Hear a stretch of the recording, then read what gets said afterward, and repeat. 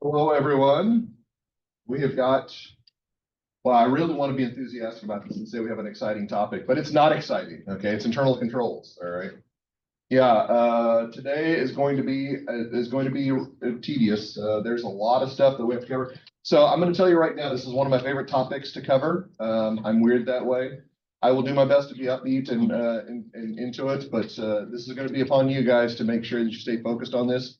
This is extremely important stuff regardless of what area of business you're going in. If you're going to be an accounting major, this will be extremely relevant moving forward in your future classes. If you're not an accounting major, you'll be encountering this in the real world. So it's really, really important that you make sure that you take detailed notes on this. There will 100% be questions on this in the exam, and there will be detailed questions on the exam. So I'm going to expect you to have pretty good knowledge about this.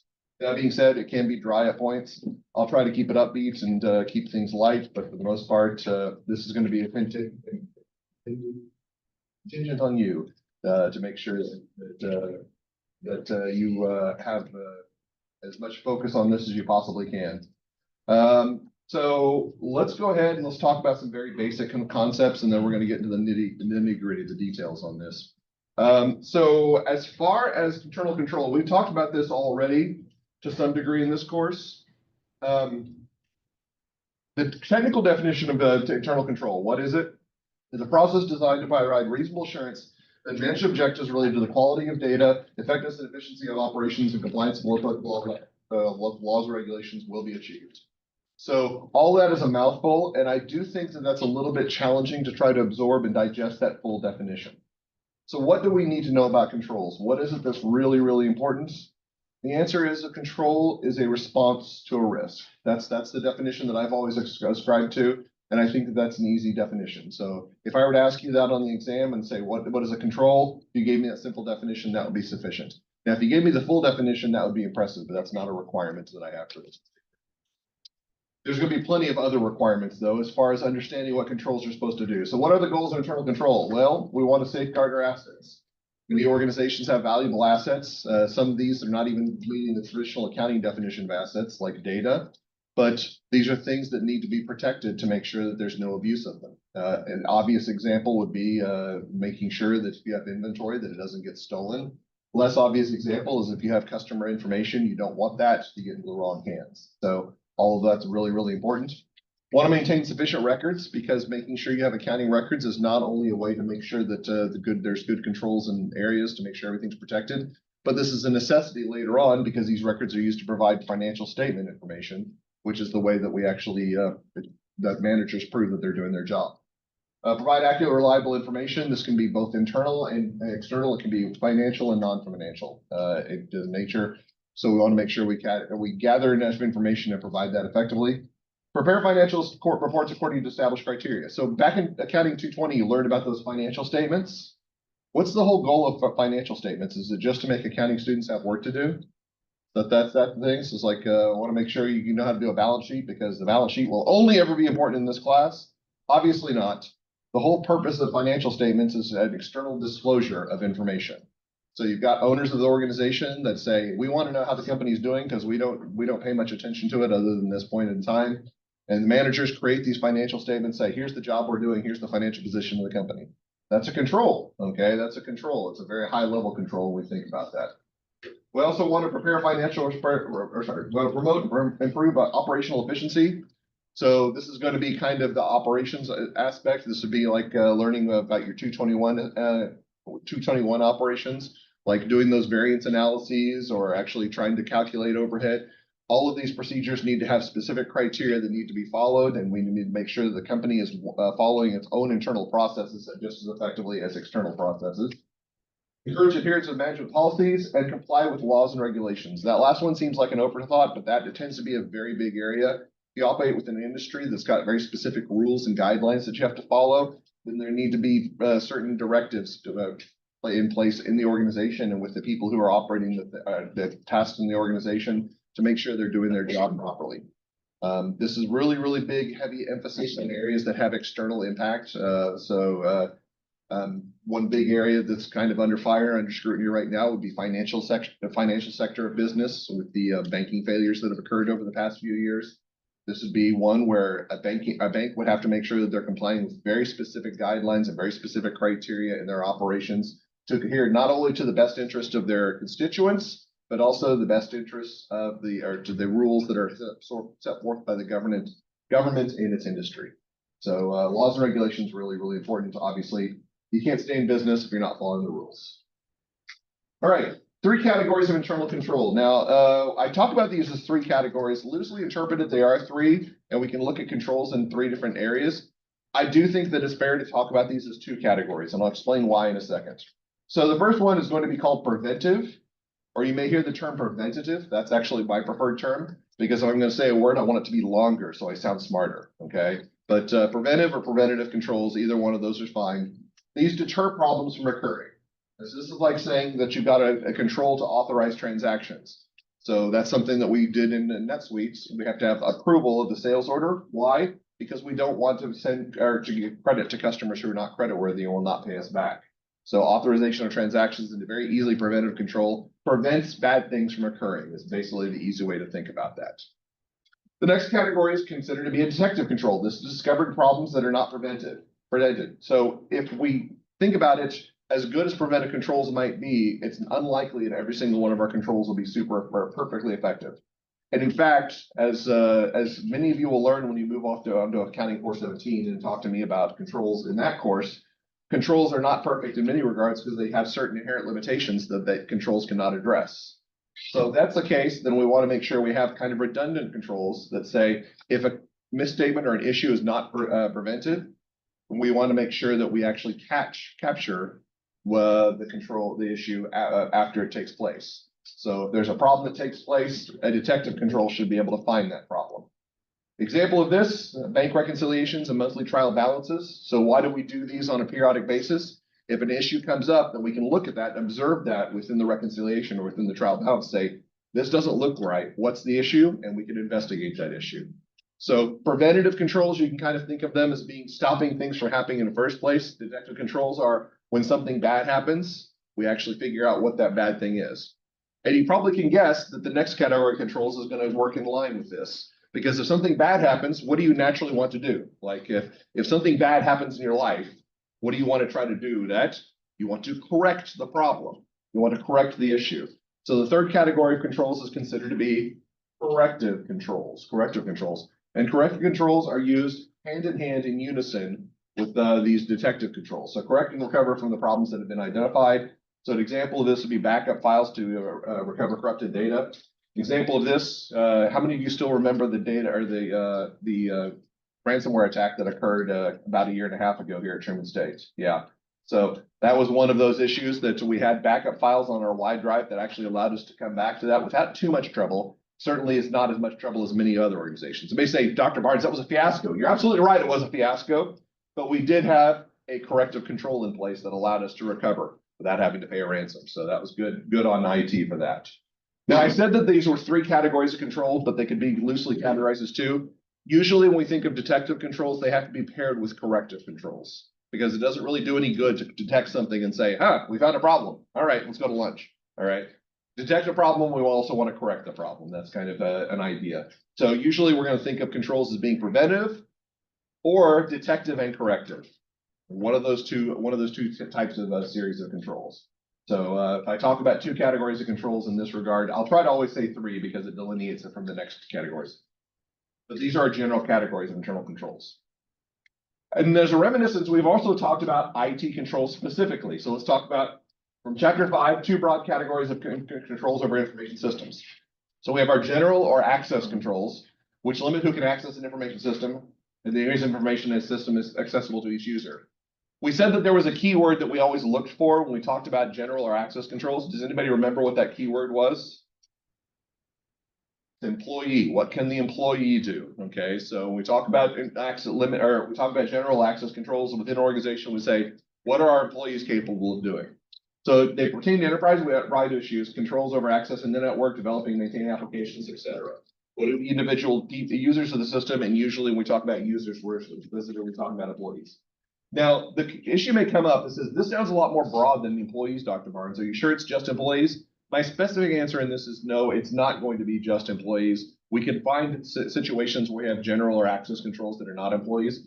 Good example is this classroom. You all are not employees of Truman State University, and yet you have access controls preventing your ability to access certain parts of the system. So they are in place for non-employee users, but in general terms, we can think of this as being something that restricts the ability of employees to access certain areas or permits them to access other areas. And so employee is an easy way, just an easy moniker, although technically speaking, it goes beyond just the scope of employee work. Then we have application controls, all right? This is generally an automated process that provides detail for data integrity and an audit trail. In other words, this is what the system does for us.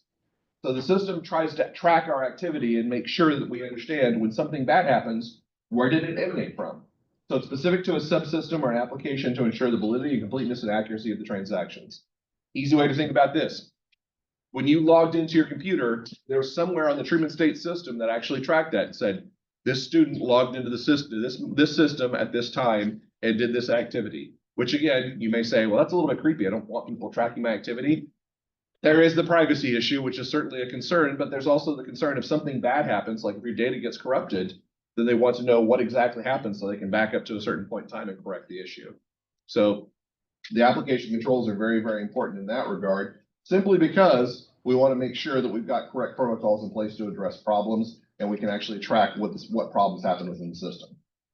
All right, so that's kind of the general spiel about internal controls. Let's get a little bit more into kind of what the environment for internal controls, where this came from. So what do these companies have in common? Has anybody heard of these companies, first of all? Okay. Has anybody heard of the Big E, Enron? Okay. Yeah, that used to be the name of Houston Astros Stadium. It's a Minute Maid ballpark now, but it used to be Enron Field. Okay. There's a reason why it's no longer Enron Field. All right. Then WorldCom, has anybody heard of this company? They're a contemporary of Enron. Yeah. And then Anderson. Okay. This was an accounting firm. I gave it away. This was an accounting firm. Yeah. You know how they say the big four accounting firms? Back 20 years ago, this was the big five accounting firms. Okay. Anderson was one of those big five accounting firms. So anybody want to guess what happened? Well, there were massive fraud in this company, and then a whole bunch of other companies that were taking place in the beginning of the millennium. And a lot of the big four firms, this one in particular, the big five firms at the time, were not doing a very good job in their understanding and their approach to how they were managing their relationships with these firms. When it found out that these companies were committing massive financial statement frauds, well, the world kind of imploded. It was a big, big deal at the time, and it changed the face of business and accounting as we know it. So there was something that came out of this, okay? A big act that came out that I'm sure you've heard of, okay? It's something that occurred in 2002. Does anybody know the name of this act that affected business and accounting and the frontier as we know it? The Sarbanes-Oxley Act of 2002, or SOX. Okay, you've probably heard SOX. SOX completely really transformed the face of business and accounting as we know it. It was a big, big deal at the time, and it still has effects today. So what was the goal? It's to improve the transparency of corporate disclosures issued by publicly traded companies, which doesn't sound like a lot, but if we think about it, the way that many organizations operate, it's really hard to tell what they're doing on a day-to-day basis. Back before Sarbanes-Oxley, it was nearly impossible. It was really, really difficult to understand what any company was doing. Sarbanes-Oxley changed that by putting certain policies in place saying, look, we need to know how your operations are working. We want to know exactly what you're doing so that we can make better decisions about the organization. It also established an organization called the Public Company Accounting Oversight Board to oversee auditing of these publicly traded companies, which we're not going to get into much detail about that. It's important to know the name, because you will encounter them, especially if you go into a publicly traded company, go to work for one of those, or if you go to work for a public accounting firm, either one of those, you'll encounter the PCAOB and all their good works. I use the word good in quotation marks. All of their good works as they move forward. But let's talk a little bit more about some of the things that Sarbanes-Oxley did. So it mandated the improvement of a few important areas related to organizational controls. So it mandated better corporate governance. When we talk about corporate governance, we're talking about the organizational policies and procedures that safeguard stakeholder interests. Usually this is at a very high level in the organization. We think about this and we're talking about the people who have oversight, who watches the watchers. So we talk about the big executives, the CEO, the CFO, controller, chief information officer, who generally makes the rules about how those people operate, who those people are. That's going to be the board of directors of the organization. The board of directors is going to be the representatives of the shareholders of the company. So when we talk about corporate governance, it's that high level. It's that board of directors. From an audit perspective, that's also going to include the audit committee, which is a subset of the board of directors. Also, auditor oversight ensures high quality independent audits of financial statements and internal controls. This is going to be a really important guideline because before this, the auditors were not doing a very good job. Back before Sarbanes-Oxley 2002, they kind of phoned it in, all right? So it's a really big, important deal. Now, while not a direct result of SOX, many organizations also incorporated a code of ethics to define and promote organizational values. So Sarbanes-Oxley was really trying to get past the corrupt environment of the early 2000s. Organizations were like, we're going to make as much money as possible in as short a time as possible. It doesn't matter if the organization dies as a result. They wanted to promote a better environment at the highest level organizations, better management, better stakeholder interests, and better overall code of ethics within the organization. That was the whole goal here. But there was one very specific subset of rules that are very relevant to what we're talking about today. That was section 404 of the Sarbanes-Oxley Act, or as we like to call it, SOX 404. I always found this numbering very, very funny because if you were on the early days of the internet, whenever you have an error that you couldn't find a website, it was called a 404 error. Okay, and I thought, wow, this is just ironic that this is the section that we named over internal controls. So Sarbanes-Oxley Act 404 or section 404 specifies management's responsibility with regard to the design, implementation, and maintenance of an organization's internal controls. Basically, it said, look, in order to promote better transparency, you need to have better controls in place. You need to have rules that are followed for every person in the organization, and those responsibilities have to be clearly defined. So what did we say controls were earlier on? What was my basic definition, my simple rule? Yeah, response to a risk. As we're going to find out, part of this responsibility is identifying what are the risks are that an organization is exposed to, and then having procedures to address those risks. That is the nature of controls, is determine what the risks are and how do we address those particular risks. Now, this also specifies auditors' responsibility for understanding and testing internal controls, but for those of you who are accounting majors and are lucky enough to see me again in a semester or two, yeah, we'll talk more about that at that time. So you don't need to worry about the accounting's responsibility, but trust me when I say it's a whole other thing. Let's go ahead and let's talk a little bit about what we're going to talk about with respect to control frameworks. And there's a lot of them, but they're very, very specific in the knowledge that I want you to retain. By far, the most important one that we're going to talk about today is we're going to talk about the Committee on Sponsoring Organizations, and we're going to talk about the first one, the COSO Internal Control Integrated Framework. So the SEC requires publicly traded companies in the United States to evaluate internal controls based on a recognized internal control framework. The most common one in the entire world is the COSO 2013, COSO Internal Control Integrated Framework. This one, by the way, is the one that I said was really, really important. This is where the majority of the information on the exam will come from. Not to say the other ones will not be relevant to the exam, but I will guarantee you there will be questions on the COSO framework. So if you're taking notes, I want you to put this in italics or bold, or I want you to put exclamation points, whatever it has to be. COSO framework, COSO Internal Control Integrated Framework. Know it really, really well. I say this every semester. I always ask questions about it, and there's always underperformance on this one. So if you spend time studying for exam, for chapter 13, your study time, a good portion of it should be dedicated to knowing this, simply because it is that important. It's something that you will encounter many, many times throughout your career, so you do need to understand it.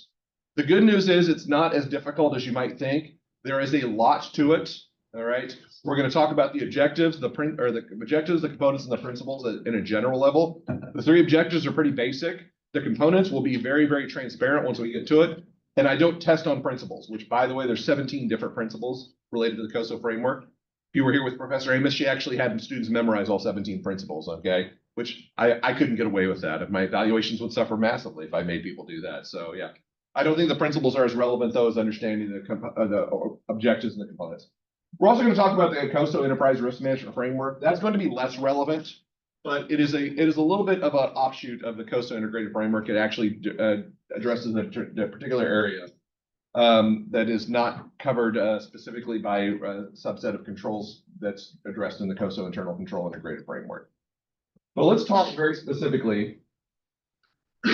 Actually, let's talk about it really quick. So with respect to IT governance, we're also going to talk about three separate frameworks. These are unique to information technology governance. and information technology controls. We're going to talk about the control objectives for information-related technology, which is called COBIT, which is weird because there's no R in there. You think it should be covert, but I guess they wanted 5 letters. Okay. Then we have the Information Technology Infrastructure Library, which is ITIL, and then we're going to have the International Organization for Standardization 27000 series. Now we're going to talk about these individually very, very briefly, and these are going to talk about the aspects that each of these address. Real quick note. The iOS, you can't just use iOS by itself, okay? iOS is an organization all on its own. You need to specify the 27000 series, which is the standards that actually address the particular items that we're going to discuss. So ISO 27000 series. All right, as I said, let's talk about specifically about COSO framework, all right? So most widely adopted control framework in the United States is the COSO Internal Control Integrated Framework, COSO 2013. And it basically has several dimensions. This is called the COSO cube, which is very easy to understand. Now, we're going to go into detail about the top of the cube and the front of the cube. The right side of the cube, as you can kind of see those dimensions, those are the different levels at which controls operate. And this is not going to be as specific to what we're going to be talking about today, but it's important to understand that when we talk about controls at a general conceptual level, they can affect any part of an organization. We talk about the very broad controls like the code of ethics. That's an entity level control, something that's supposed to affect the entity as a whole. We talk about operations at a store level, like making sure that the cash register is always locked and you can't open the cash register without management approval. That would be a departmental or functional level control, an operating unit or functional level control. So all of these kind of represent the same concept, but they can operate within different points of the organization. And it's not really important to understand what operations, what level they operate at, because that's fairly intuitive. But it is important to understand that controls can function differently depending on what point of the organization they operate at. All right, let's talk about these up here. These are considered to be the objectives, the organizational objectives. The idea being is that controls can affect one of 3 general areas within the organization. Now, these are fairly transparent because we've talked about these already. But basically, controls can affect the reliability of financial reporting. So it can controls that affect the preparation and presentation of financial statement information. We also have the effectiveness and efficiency of operations, which is more about the day-to-day transactional processing within the organization or day-to-day operations at a general level. And then, of course, the compliance with laws and regulations, which we talked about a little bit earlier, making sure that an organization follows the rules and guidelines that are set before their industry, right? Controls basically follow in one of those 3 categories. There can be overlap within these, but generally speaking, we talk about controls meaning one of 3 objective areas. It's going to be reporting, operations, or compliance. Okay, one of those 3 types of criteria. So that's really important to understand, making sure that we understand the objectives. But far more important are the components. Okay, this I think is the most important takeaway from the COSO framework. So I will likely test you on this information right here. So please make sure you understand the objectives. I will 100% test you on the next slide. Okay, so let's go ahead and talk about this. What do we mean by these? So in addition to objectives, COSO 2013 is comprised of 5 primary components. Now, what is the difference? The previous slide talked about how the controls can be categorized, all right? This slide is going to be the sequence of creating and implementing and maintaining controls. These are considered to be the control components. So we have to think about how this philosophy extends to when we create controls and how they operate throughout an organization. And there's 5 components: control environment, entities, risk assessment, control activities, information and communication, and monitoring. Now, I'm going to tell you right now, it is so important, particularly for this class, but just in general, to know these 5 components. And when I say know, I'm not just saying memorize their names, all right? Obviously, that's part of it. But my expectation of knowledge is that you can know the names, you can know what they represent, and you can articulate them in an effective manner. The good news is I'm not going to just give you those 5 names and move on. We're going to talk about each of these individual components directly. So the first one is considered to be what I think is the most important component of all. This is control environment. That's characterized by the actions and attitudes of the individuals who lead the organization. We often use the term tone at the top to characterize the control environment. So this is going to include management's philosophy and operating style, the organization's commitment to integrity, ethical values, and competence, internal control and oversight, which is going to governance, so that's board of directors and audit committee, and methods of assigning of authority and responsibility, which again is a lot of information, but let's just think about this in general. If we think about how somebody in power takes seriously the controls in the organization, that is going to filter down to the rest of the organization. As a very basic example, let's say that you ask me, Dr. Barnes, can I be your note card with notes on the exam? And I say, well, I appreciate your initiative. That would be in consideration. That would be academic misconduct or cheating. So no, please do not bring note cards on with you to the exam. I know that you're trying hard. You're trying to learn the information. There's a lot of it, but no, you may not do that. That is a very clear message about my intention and my implications of controls in this class. I say, yes, you may study for the exam, but no, you may not bring a note card. Contrast that to this, okay? Dr. Barnes, may I bring a note card in for the next exam? I don't care, whatever. That's a different tone. Can we accept that? Okay. Now, if I say something like that, if I say, I don't care, whatever, what is going to be your approach to the next exam? It's like, I'm going to bring in a computer with all the information that Dr. Barnes has ever said ever. I'm going to search while I'm working on the exam.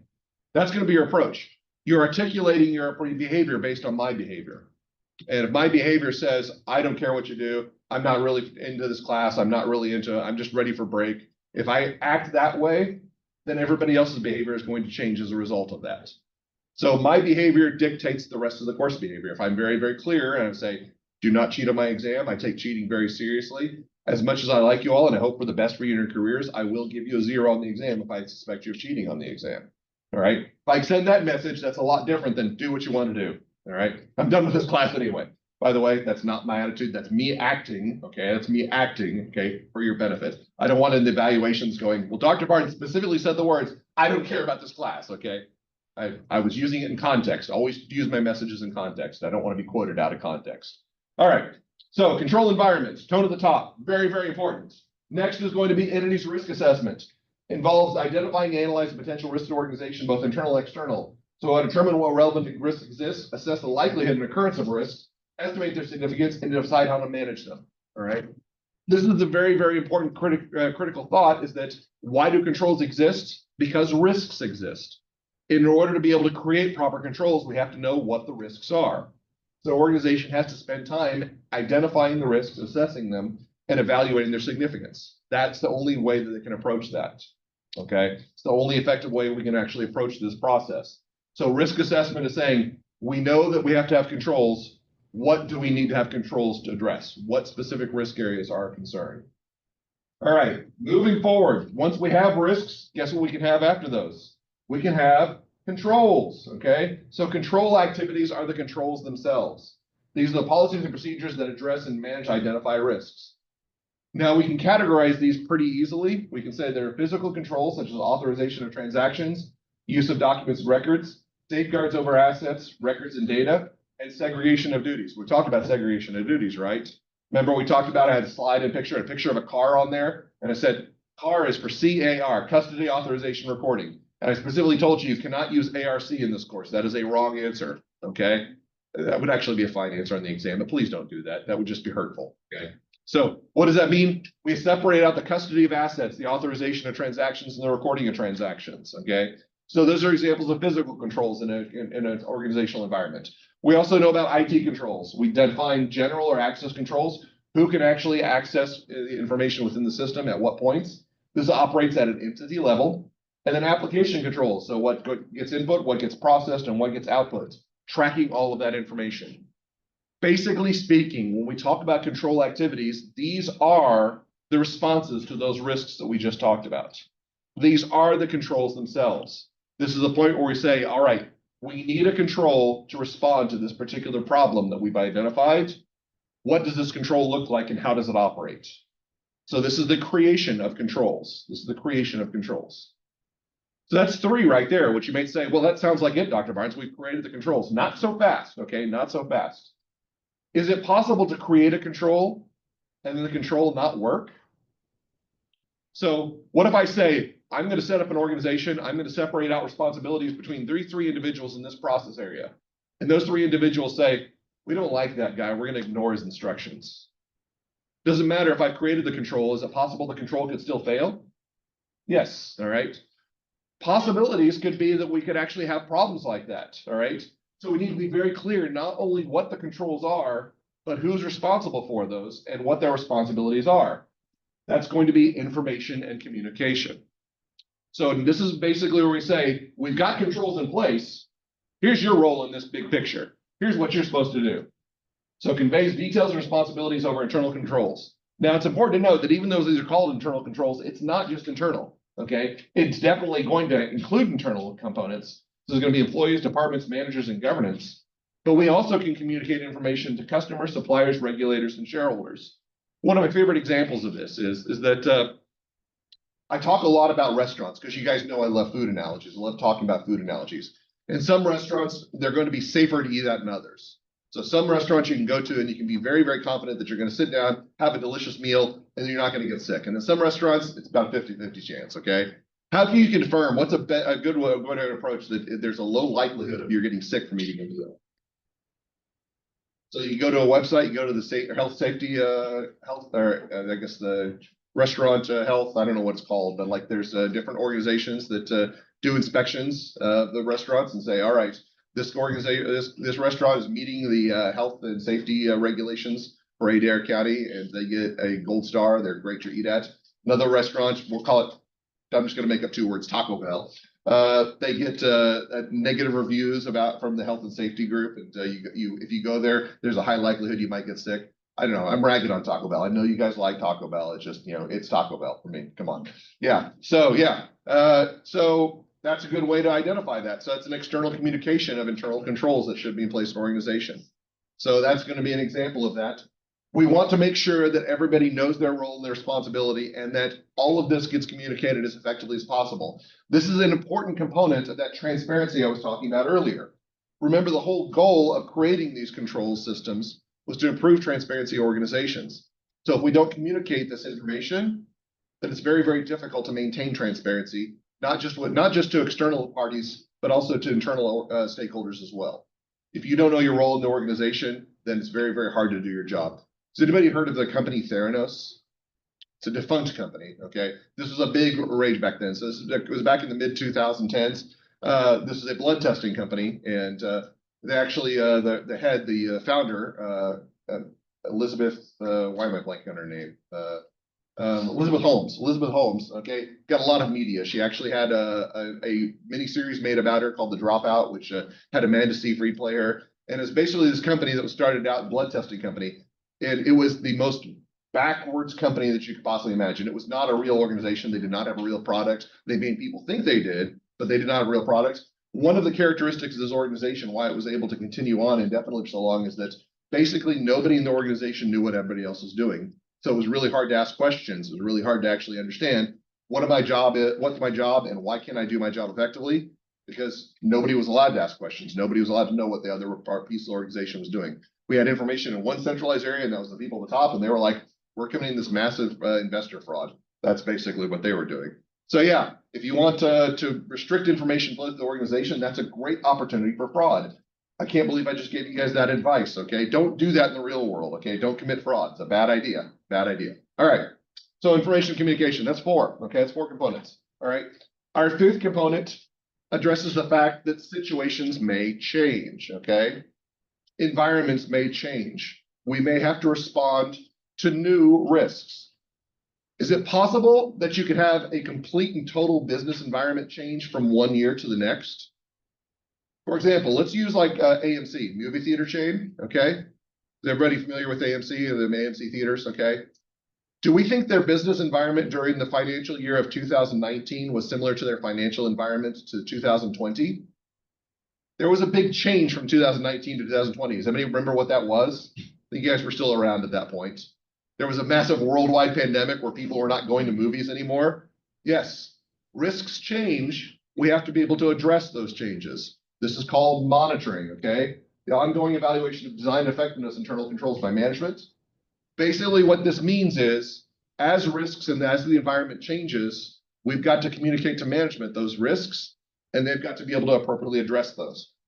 So that's an easy one. That's low-hanging fruit. The good news is that I get to use that one for about 5 or 10 more years because students will still remember the pandemic. The way that I used to talk about it before is I used to talk about changes in technological environments. So back in the mid-2000s, 2000-aughts, late 2000-aughts, I had my smartphone, which was not this, by the way, okay? It was a BlackBerry. I love the BlackBerry, okay? Has anybody ever seen a BlackBerry? It actually had its own keyboard that you could actually use. The screen was much smaller, but it was so much easier to type in a word, you know. I don't end up typing in something completely and totally preposterous because my thumbs are so big, okay? So, yeah, what happened to BlackBerry basically happened overnight. The iPhone was introduced and everybody said, this phone is so much more cool than the other phone. Did BlackBerry effectively respond to changes in the environment? They did not, because you don't see a lot of BlackBerries around anymore. It's not a technology that exists anymore. They did not effectively respond to the changes in their environment.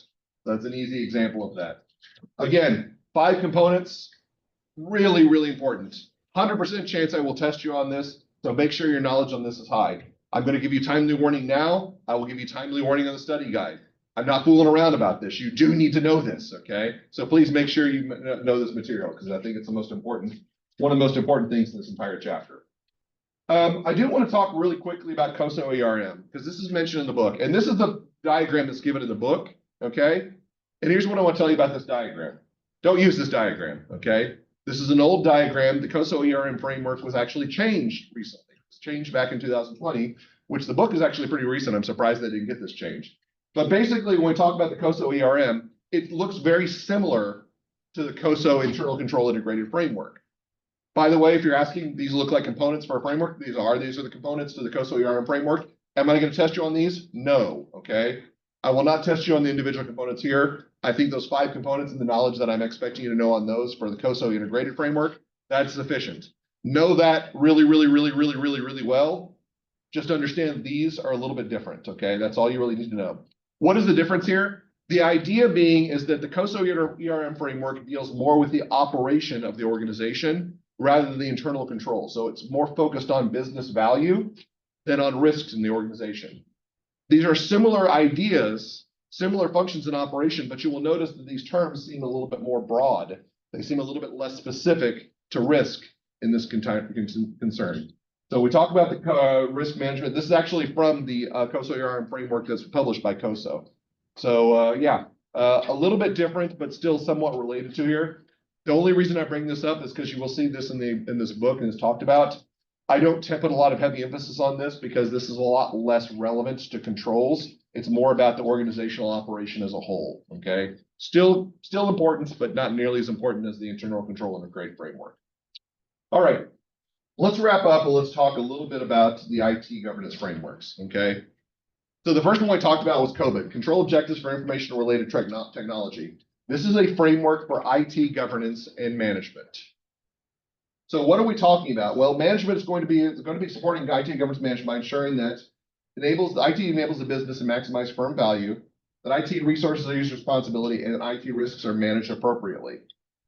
Now, that doesn't really say a lot, and that's actually intentional. If you look at the COBIT framework, it doesn't give a lot of specifics. It's a very, very high-level guidance framework with respect to IT governance. And you will notice that when it talks about it, and I've underlined the words maximizes firm value. When we talk about IT governance, the natural inclination is to assume, well, this has to be controlled, so it must be addressing risks. The interesting thing is, COBIT specifically says that risks are a subset of value in the organization. So let's go back to something we talked about much earlier in the semester. So remember I talked about SFAC number 8, and I gave you the diagram, and I said there's a pervasive constraint on accounting information. What is that pervasive constraint again?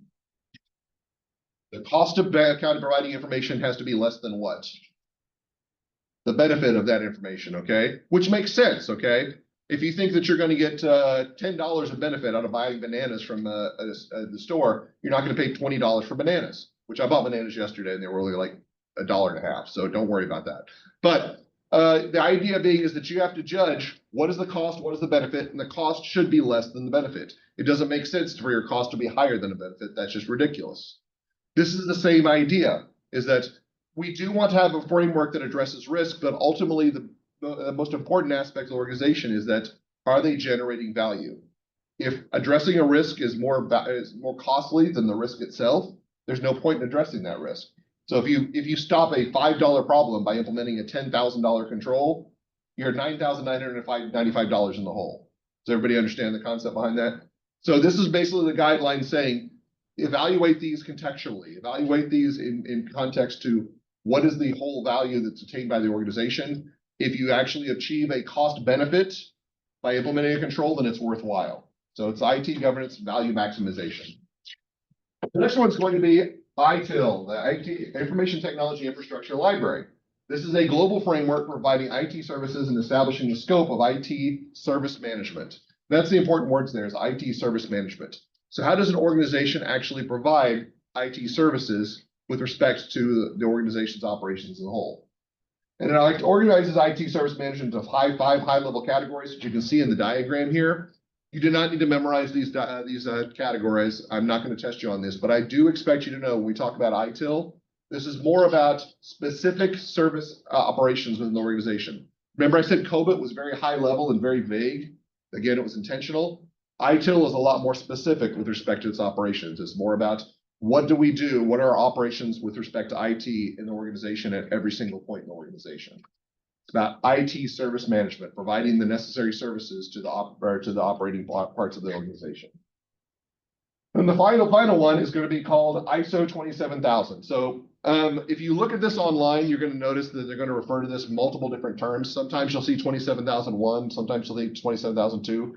These are all individual standards that are part of a series of standards, which I'm going to call the ISO 27000 series. So the ISO 27000 series, this is the one that's most relevant to controls because it's designed to address information security. So the threats to information security that we've already talked about in this course, specifically with respect to misuse and privacy issues, these will be addressed by this particular standard. So the main objective of the ISO 27000 series is to provide a model for developing and maintaining an information security management system. Okay, an information security management system, which is abbreviated as an ISMS. And you can kind of see this is the certification that you often see for the ISO 27000 series. So let's just backtrack just so we know the keywords, the catchwords that are here. So for COBIT, IT governance and management. And what did I say about the level? Is it what level does it usually operate at? It's a very high level structure, high level framework. Organization as a whole. Okay, IT governance management focusing on maximizing firm value. So all IT operations should be focused on the concept of improving value of the organization. Then ITIL, IT service management. The Information Technology Infrastructure Library is the rules and the requirements we talked about providing for management.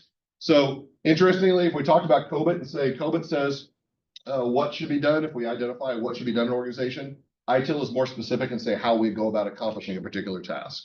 Okay. And then we have ISO 27000 series, which is specific to information security in more specific context. Very, very specifically, it's about establishing an information security management system.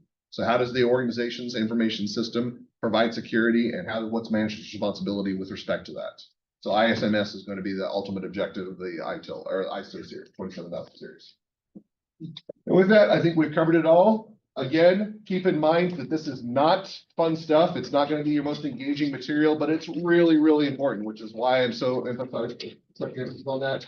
Please make sure you spend sufficient time studying this as you prepare for the exam. You have homework for this moving forward. I'll see you all on Wednesday for our final NetSuite assignment.